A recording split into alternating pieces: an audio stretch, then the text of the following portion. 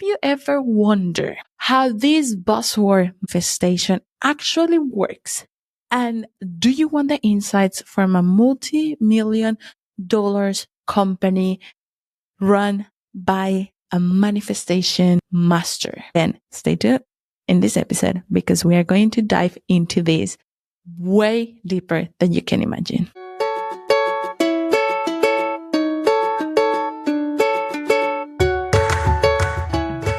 Hello and welcome to The Money Mindset Show, the place where we help female entrepreneurs to transform their mind so that they can achieve financial success in the least amount of time. Here, we talk about subconscious mind, we talk about money mindset shifts, money mindset blocks, a strategy so that you can bypass your own money mindset and increase your income, better your relationship with money, and grow your business.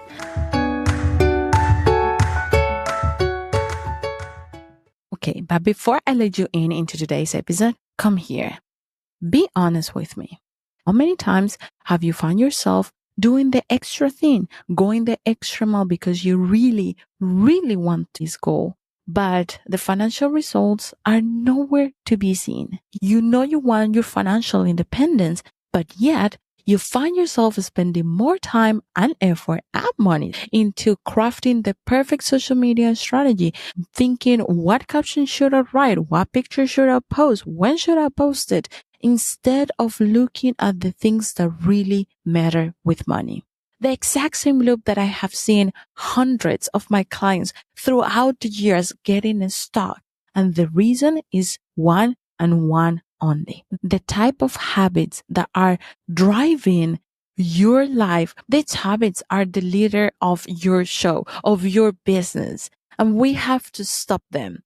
The way that you do that is by adapting new ones. I have put together for you the top 5 financial habits for exponential growth with your business for you to download right now. Go to themoneymindset.com/5. That is the Money Mindset Hub, HUB.com/5, and download these top 5 financial habits for exponential growth specifically for founders. Again, that is the Money Mindset Hub, HUB.com/5.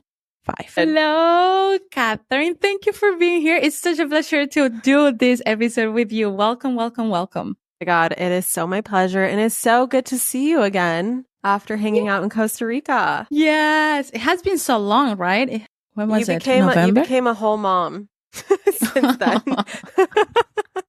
So a lot has happened. A lot which is has so happened. exciting. Yes. It feels like years, but she's only 2 months. So it's been like just a little time, but it feels like every single day is like a freaking year of my life. Those first 2, I will tell you, the first 2 years are an absolute vortex. And it probably took me until he was 18 months to finally come to grips with like what my life is. You know, it's such an adjustment. It's such a transition. It's such an evolution. And every single day you're like, WTF? Do I have a handle on things? Do I not? What's going on? Can I do this? Can I not do this? I swear to you, like, patience is the name of the game in motherhood. Just like acceptance and patience and forgiveness and grace are such key components. And there's like something that happened, especially happened for me. I can only, of course, speak for myself, but there's like a switch that I think went off when he was about 18 months. Where I was like, okay, I feel like I've come to grips with the fact that I have a whole other human in my family and I'm responsible for keeping him alive. And this is actually kind of fun and I'm enjoying it. And he's so cute and we're interacting. And then you just get into like a flow, you know? Yeah. I'm really looking forward to that 18 months mark now because it's just like it's so cute, but my day goes by so fast without doing anything that I wanted to get done. That frustrates the heck out of me. Like that is the acceptance, right? It's just like, okay, whatever. But like today I had so many plans. You don't even know for this interview. And then it was like, it's time for the interview. I feel you. I so feel you. And I think that managing expectations is a massive part of motherhood because as an entrepreneur myself and a mother, I just like, I don't know. I kind of, what gave me peace is like splitting my life into these periods, like essentially into decades. Like I spent my 20s building my business and it was my sole baby, my sole responsibility. And then I know that I there's still so much more that I want to give to the world and I want to accomplish and I want to pursue. But at the same time, I also want to have kids. And I know that the first like 5 to 10 years of their life, like you're the most active in their life before they're like, screw you, mom. I want to hang out with my friends. Right. And you're like, you obviously matter and you play a large role. I get that. But it's like time wise and, like making sure that they're fed and diapering them and toilet training them and all those things kind of fall away. And so you have a lot more time and especially the mental and emotional capacity that it takes to show up in your business. A lot of that, I would say like 90% of that for me is with Orion right now. But I just came to peace with like, you know what, my 30s, it's okay for it to be slower in business. Yeah. And I have found that to also manifest. And at first I was afraid of it because I have noticed like more dips in my numbers since I became a mom. And at first I was like, oh, this big fear of mine that once I become a mom, I can't do it all and I can't have both and my business is going to die. Like, no, that's not freaking true. It's just that where you place your priorities, that's where the energy is going to grow. And so for me, like motherhood is a massive priority for me. And I'm just going to focus my attention in my 30s on that. And then once I get in my 40s, like, fuck, it is go time. We are soaring. We are going. And I'm at peace with that. You know what? I'm at peace with that. I don't have to be everything to everyone all at once every single year of my life. Like there can be years of oscillation and wavelengths and growths and plateaus. And it's all so beautiful and part of the journey.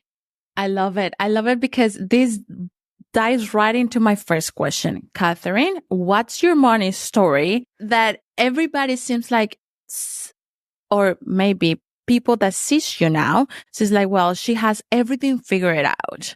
She has the perfect money story. I want that money story. Walk us through that money story for you, how it was before, how it has been, and how it's still changing. Yes. Gosh, I am far from perfect for anyone who thinks that I have everything figured out.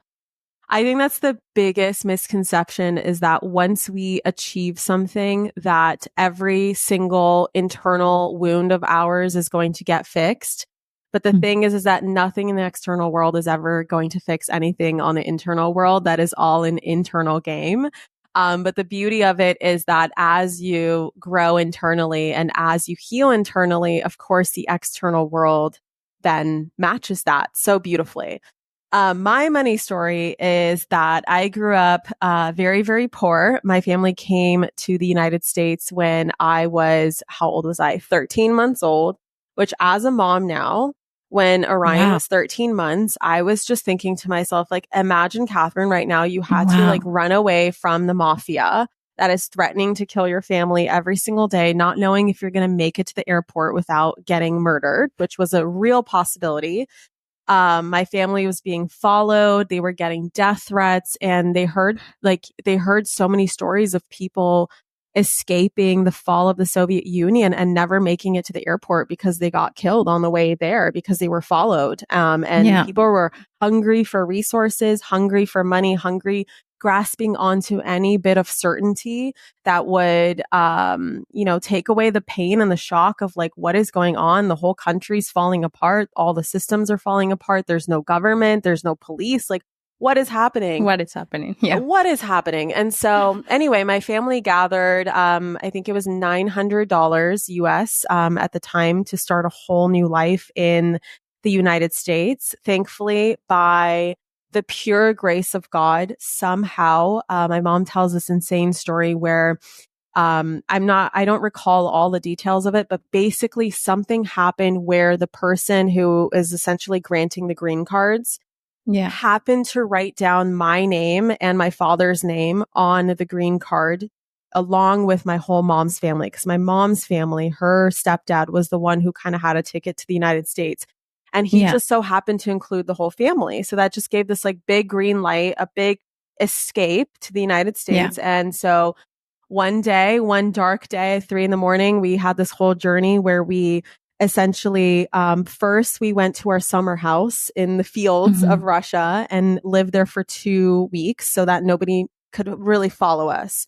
And then we spent 3 weeks at a family friend's house and spent like time there. And then we made it to Moscow and spent some time there hiding somewhere else. And then we finally got to the airport and people would get stripped away. All of their money, all of their belongings would just get stripped away at the airport too. So that was a whole other risk where, my family actually put the cash money that we had went in my diaper.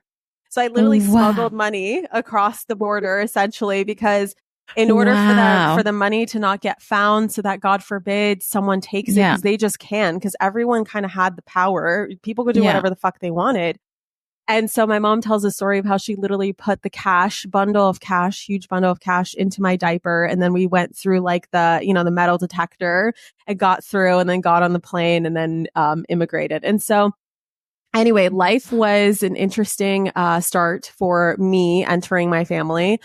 And we moved to the United States. My family, like my mom immediately went into getting a degree in nursing. Actually, I don't know how she did it, but without speaking a word of English, she walked herself to a community college and just knew like, cause we had other family here that already spent like maybe 10, 15 years in the United States. And thank God for them because they kind of could tell my mom like, okay, you're going to need to look for the registration office. So this word, registration, go walk there. And so my mom, not knowing a word of English, somehow enrolled herself into a community college, took herself through nursing school. My dad worked 2 jobs as a dishwasher. And thankfully, they got granted welfare. So they had some resources there, food stamps and things like that. And so my first, I would say until I was 7 or 8, when my mom finally like graduated and was able to get a job and divorce my dad, who was actually ended up being very abusive, physically, emotionally, sexually, all the things. They were very, humble times. And growing up, I heard a lot of phrases like, we can't afford that. We're poor. We're not like the other rich kids. When I went to school and started mingling, because we didn't live in a bad area. We actually lived at the time in a fairly wealthy area because of circumstances where a big earthquake essentially destroyed our apartment in 1994, the 1994 earthquake in Los Angeles. And I believe it was like the Red Cross or some other organization like granted us an apartment through the government. So a 1-bedroom apartment. And we didn't have any furniture. So we like dragged it off the streets and stuff. So we were able to have like a very humble 1-bedroom apartment, but in a nice area. So I went to a school with like, kids that had more resources than I did. And so I always felt like an outsider growing up. I never felt like I belonged. It's a very sensitive child, and watching my child go to a Montessori toddler program in the last 2 days, I can tell he's just like me, very sensitive child. And like all of my old unhealed wounds from school are just rising up to the surface, so it's a beautiful healing for me as well. I never felt like I belonged. I was severely bullied growing up. I felt like kids never liked me. I had a friend growing up who, her dad actually, he was a doctor, he was a plastic surgeon, but he could never pass the exams in the United States. So he ended up going back to Europe and practicing where he does have his license. And as soon as he did that, tons of wealth came into the family. So my best friend would have constant deposits of like thousands of dollars into her bank account on a monthly basis, and she can buy whatever she wants and do whatever she wants. And I just was so sick and tired of feeling like the poor kid. And I remember making a decision at a young age. I think it's just from survival. Like something in me just said, when I grow up, I'm going to be so fucking rich that nothing's going to matter. Nobody's going to say no to me. I'm never going to hear the words, I can't afford this. I'm done watching my mom cry over bills and trying to figure out, is she going to pay for this or is she going to pay for this month? I was just like tired of it. And something within me on a soul level just knew that this didn't have to be my forever. This wasn't forever. This was temporary. I don't know what I think it's because I'm an old soul. I don't know. Maybe it's like a remembering of like how lifetimes work and like the fact that, you know, we can transform things. Things aren't permanent. And so, you know, with my mom's background in, you know, putting herself through education and seeing what freedoms that offer to her, she of course instilled that into me where she's like, Kathrin, you're going to go to medical school. You're going to become a doctor. You're going to become very successful so that you never have to worry about a thing in life. And so that was the essentially life education that I got, which is like, you have to go to traditional school and get a traditional degree and get good grades and things like that. And oh my God, I was constantly punished and grounded for not having straight A's. It was like a never ending like dread in my life that I felt when the report card would come into the mailbox. I would do everything in my being to try to delay it, to try to lose it, to try to hide it. And of course we had one of those mailboxes that was like very complicated. It wasn't just one of those that you could just like open. It was one of those that you needed a key to, at our house. And so of course I never had the key. I could never pull it off. Sometimes I would get very creative. And so anyway, when I finally got into college and I realized that all of these science classes that I was taking, though very, very interesting, objectively speaking, wasn't really for me. I mean, if I had to spend one more day learning about the development of these frogs, and how, you know, all the life stages of the tadpole and all of these things that I was learning in biology that, first of all, had nothing to do with medical school, but, you know, obviously align with medical school because you have to take them as prereqs and all these physics labs and chem labs that I'm doing. And I'm just like, oh my God, not another day. But I didn't think that I had any other option. And for me, my idea of success was very, very much rooted in this like traditional sense of like, you have to go to medical school. That's your only option. Look at how it changed my mom's life to go into this very certain path. Right. And so it's going to do the same thing for you. Well, thankfully, I kind of skipped a part, which is like the big part of like how I got into manifestation, which is I discovered the book, The Secret, when I was 16 years old. Yeah, my friend handed me this book and she said, hey, Kathrin, this is how my grandpa has everything that he wants in life and he doesn't work for money. Money works for him. And I thought to myself, I'm going to read this book. I want to know the secret.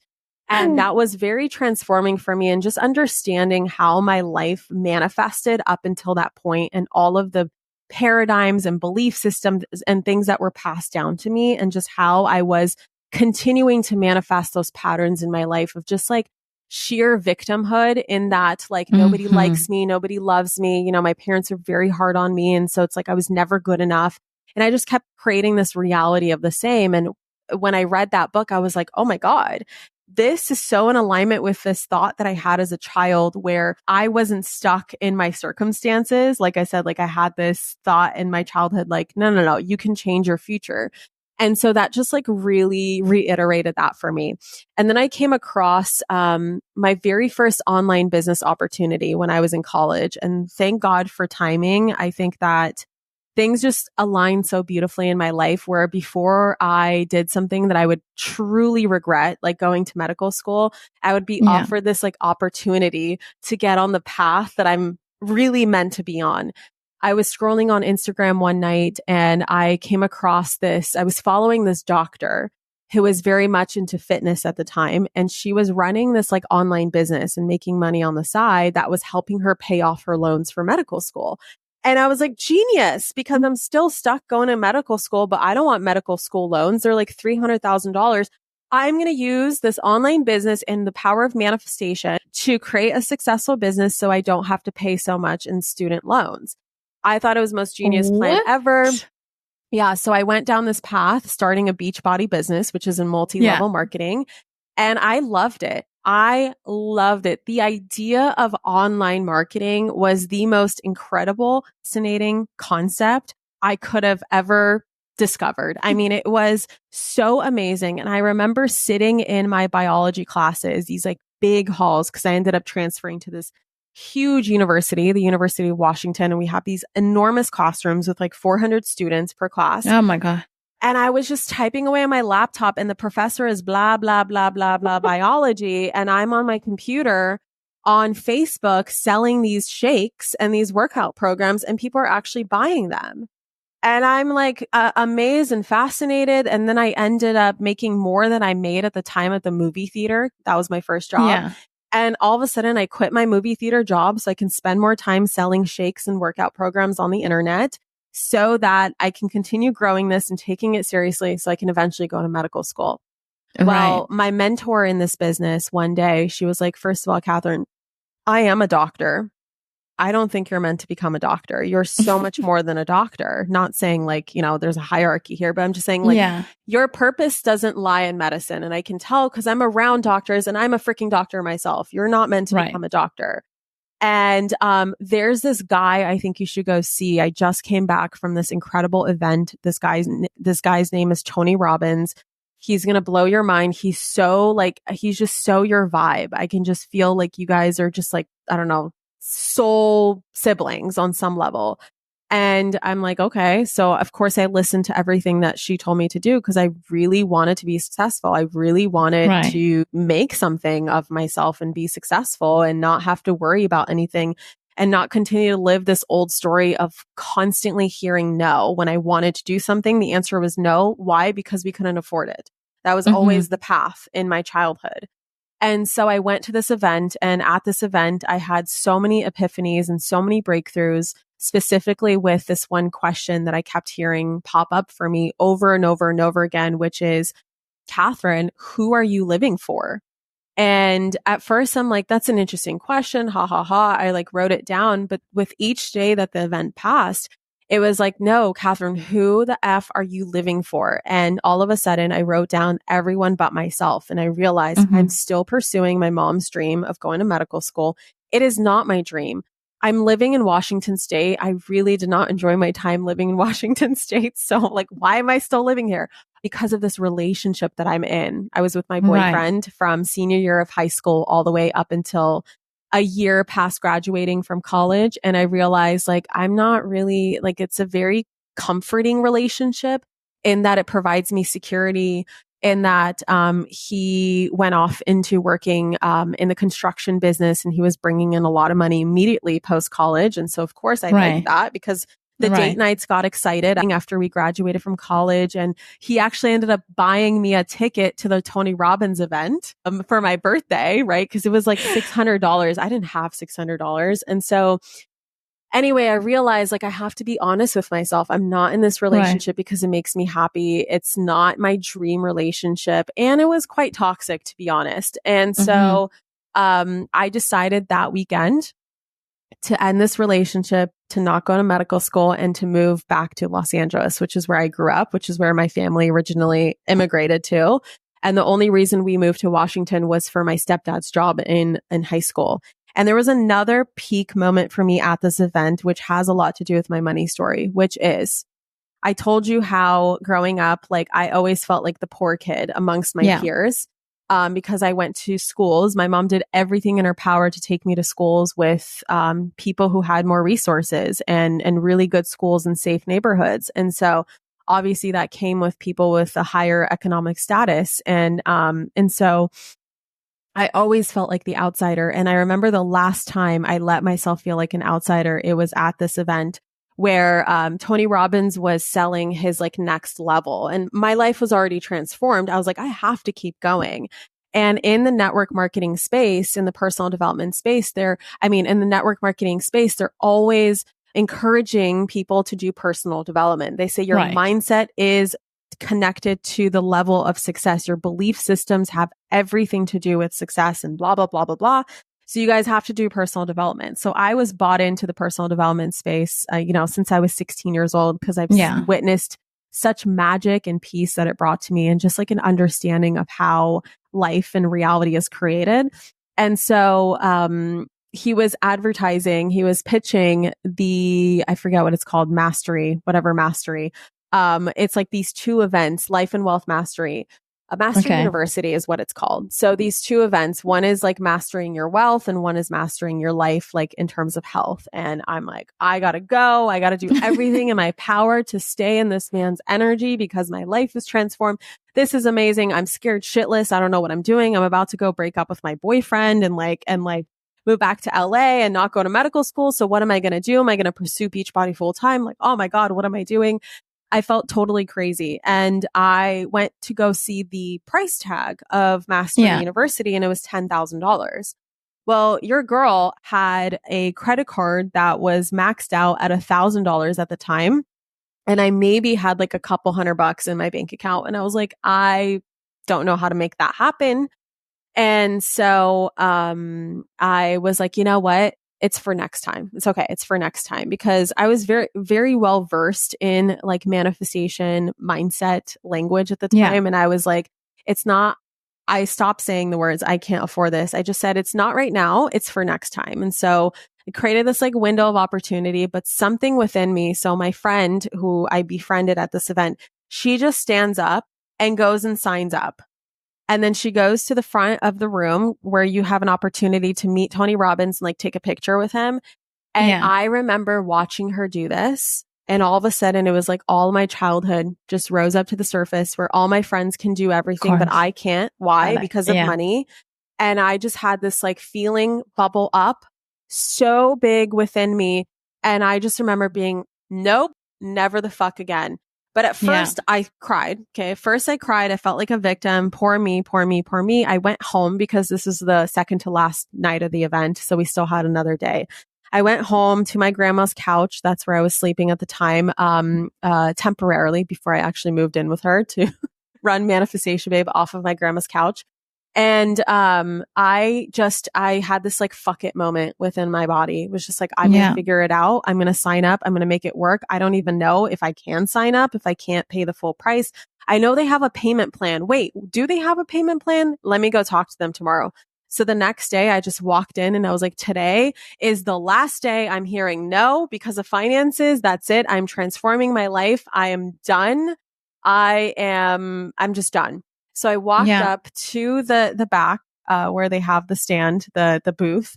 And I was like, what's the deal here? How can I sign up for this? And they're like, well, you can put $1,000 down and then we can break up the rest on payments. So I had my one credit card with $1,000 limit. I literally like shakingly handed over to them and they're like, are you okay? And I'm like, I don't know, but I need to sign up. And so, I went through all this paperwork, to sign for this loan and whatnot, the terms and conditions. And then there we have it. I'm inside of Mastery University and I'm signed up and I'm out 10 grand, which with the loan and interest basically ended up being 15 grand. And I still have to go home and break up with my boyfriend and, tell my mom I'm not going to medical school. And like, I felt insane, Alejandra. I felt insane. But, I mean, that was a very defining moment. And so from that point on, a lot of cool things, manifested where I met my now husband, that I'm married to and have a child with a week after this event, after breaking up with my boyfriend. I ended up moving to Los Angeles and it was a rough start at first. I ended up living on my grandma's couch, but in the months between making that decision and moving on my grandma's couch, I realized what I actually wanted to create a business out of, what I actually wanted to do. And I realized it was manifestation. It was personal development. It was just inspiring people to choose themselves, to really understand that they're not at the effect of their life. They are the cause of their own life. And that was just something that I felt so deep within me. Like I am here to really empower people and inspire people and motivate people to choose themselves and create the lives that they want to create.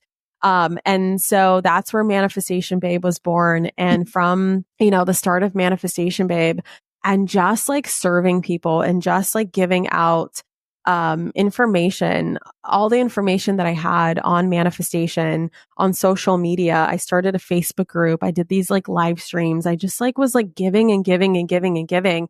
And from that, people, were asking me like, hey, Kathrin, like, do you do one-on-one coaching? Do you have a course on this? Do you do this? Do you do that? And at the same time, I also had this defining moment where I was like, this is the year that I'm going to master manifestation around money and around business. And so I'm going to bring everything that I know about these manifestation principles, where I'm not just going to teach them. I'm not just going to keep them in my head on a cerebral level. I'm actually going to embody them. So it was like this big, massive experiment of like, what if I actually went all in on manifestation and then shared what I was doing with people throughout the process and throughout the journey.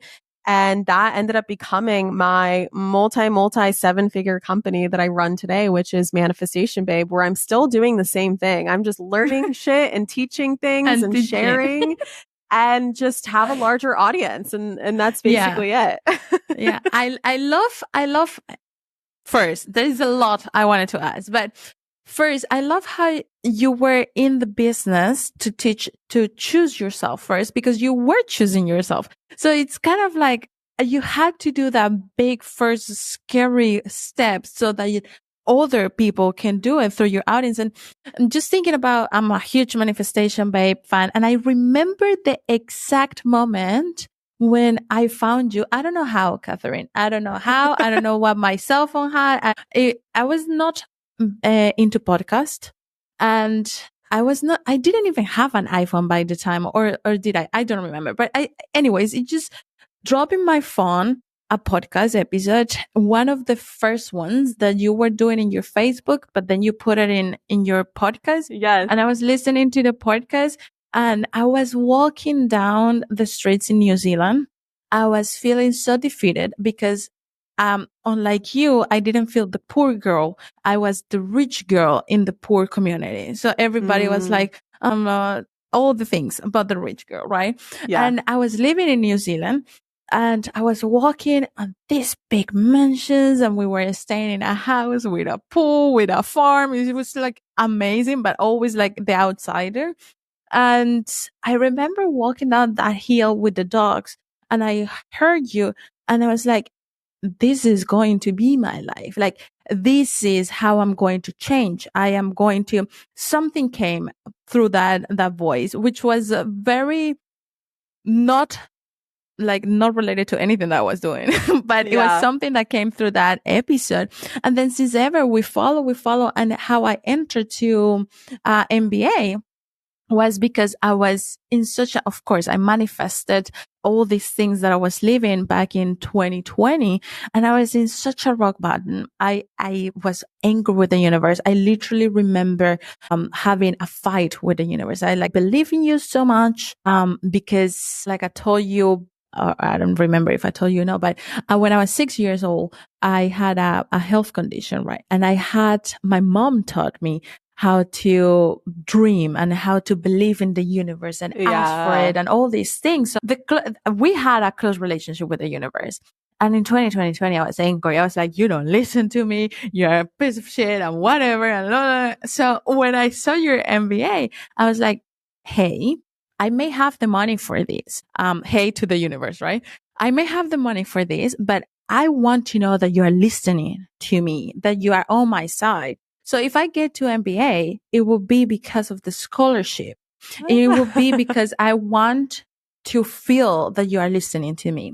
Mm-hmm. And I applied on the last day, and I got the scholarship, and then all these beautiful things has happened, peer mentor and all these things. But to the point of you saying, choose yourself, I really had to think, what am I doing in 2020 with my life for me? Because I wasn't living for me any longer. I was living for everybody and the neighbor but me. So it was just like such a beautiful thing to listen you saying that, because at the end of the day, whoever is in this community is because they want to choose themselves. And somehow in the equation, we have gotten lost on it. Yes. But I want to jump into energetics, because everybody talks about mindset, but I have not heard people master the narratives or the way of communicating about energy. Why is it important to master the energy of money from the perspective that you are mastering it? Yeah. Okay. So here's how I, at a very early age, back when I was 16 years old, understood energetics and why it became so important. So like I said, I went through all these science classes, and it's so funny looking in retrospect how so many elements that I picked up along my science career, it's like I now finally use today. Even though I didn't become a doctor, I do know how to look up research articles and how to sift for information and things like that. And then quantum physics, for whatever reason, I didn't connect to manifestation at the time because we were just doing these weird equations with magnetics, like magnetism. But I kept getting 100% on all of these quantum physics tests. And now I'm looking back and I'm like, there was something about this. Interesting, Kathrin. And I was always the most interested in neuroscience. That's interesting, right? So I always remember, even in my science classes, they would always say how even things that are completely solid are still vibrating at a certain frequency. Everything is in vibration. So water molecules, when they're in the form of steam, they are vibrating at a very high frequency, a very high rate. Frequency just means rate, right? They're vibrating at a really high rate. And when water is in liquid form, it's just a little bit slower. And when water is frozen in solid form, it's just even slower, but it's still always moving and still always vibrating. And then I was taught, so that was very interesting for me to kind of catch on to that. I'm like, everything is in vibration. Everything is always moving. Well, then I remember my teachers talking about atoms and how everything is made of atoms and how every atom is made of subatomic particles, and how physics change when it comes to quantum physics. When it comes to those subatomic particles, Newtonian physics doesn't really add up when it comes to quantum physics. Right. Things act differently on the quantum level. The duality of matter or particles is that things are only solid, things are only particles when there's an observer. And when there is no observer, meaning no consciousness, then everything is in wavelength form, which means just pure possibility. And they've proven this in an experiment called the double slit experiment. So that was that's very interesting and very in alignment with manifestation, where we always talk about having an intention.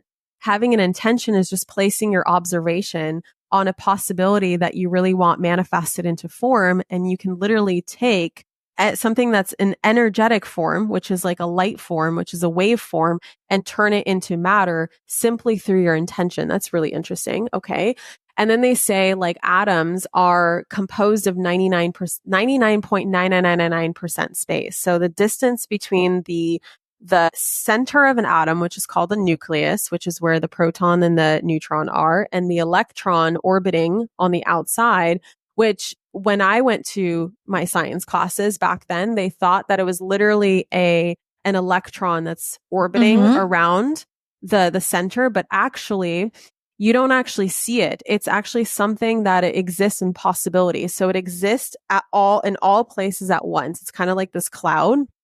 So very much aligns with the double slit experiment. But what I thought was the most interesting is that they said that the distance between the nucleus and the electron is almost like as if you put a peanut in the center of a baseball field, which I don't know how many of your listeners are familiar with baseball. I know it's very American. I don't think it's played in many places outside of America, but it's like a football field, which is like American football. Again, another American sport, baseball field, whatever. And the electron is in the parking lot. So all of that is pure space. Well, nothing is wasted in nature. Nothing is wasted in the universe. Nothing is actually just empty space. It actually is very much comprised of energy. So that made me go, everything is energy. That's really interesting. And so if everything is energy, that means that everything in my room right now is actually energy, even though I'm perceiving it as solid form. That's just how my brain is processing energy in such a way that I'm experiencing reality. Because if we didn't have a brain, there wouldn't be reality. It would just be a very confusing place. We would just see energy forms and light waves and things like that, but nothing would actually have tangibility. And so I'm like, that's interesting. So then I'm probably made up of all energy, and everything in this universe is energy. And so that means that money is also energy. Energy. Interesting. Okay. So that made me then be able to apply more of these manifestation teachings. So I started thinking about manifestation teachings and how they say that everything you put out into the universe is what you attract to yourself. So there's these universal laws, these principles of, like, for example, we often hear about the law of attraction. So like attracts like, right? And so whatever I put out into the world, whatever my frequency is what I get in return. Well, what is my frequency? Because then I sat down and I'm like, hold on, how do I know what my frequency is? What does that mean? And I realized that it all has to do with our thoughts, our beliefs, and emotions. Mm-hmm. Now, the thing about thoughts is a lot of people get very honed in on just their thoughts, like just control your thoughts and just think positive. Yeah. But the problem with that is that we have 60,000 thoughts a day, and 95% of them are completely unconscious. Exactly. So we're not even actually aware of 95% of them. So how can I possibly control every single thought that I have if I'm not even aware of 95% of them? And so that made me think, hold on, let me go into something that's a little more tangible in that I have more control over. And so then I realized that it's really beliefs. My beliefs are determining what my thoughts are and what my emotions are. And if I want to shift that, then I just need to shift the belief. Okay, but before I let you go, did you know that you have a space where your money mindset work is made extra simple so that you can increase your income, better your relationship with money, and grow your business in such a simple and easy way? Go to themoneymindset.hub.com and choose your path and start making those changes easily and effortlessly. That is themoneymindset.hub.com.